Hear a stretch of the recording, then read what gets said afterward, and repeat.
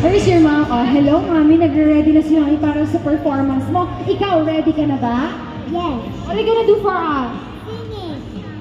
Because my grandma, she is blind, so I want her to see again. So I'm gonna use the money that we lose so she can see again. Wow, very cute naman. Okay, by the way, what's your name? Marjay. RJ. Okay, so are you ready? Okay, so RJ, female participant 006.